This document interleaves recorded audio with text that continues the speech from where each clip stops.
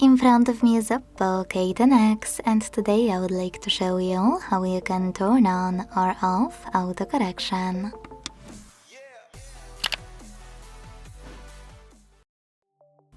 Some people like autocorrection and want to enable it, and some really don't like it and want to disable it as quick as they can. The problem is that autocorrection is located in text correction settings that might be quite difficult to find. So today I will show you how to access them step by step.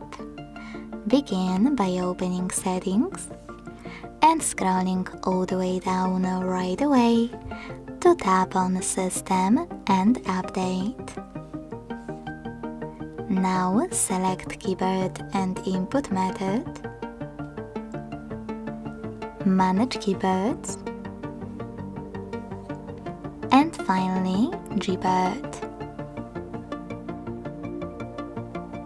Then hit Text Correction over here. Finally, after locating those options, you can scroll down a tiny bit and use this switcher next to autocorrection to turn it on or off. Quick tip: if you want to enable autocorrection, you can also click on this switcher next to Undo Autocorrect on Backspace to make using autocorrection even better.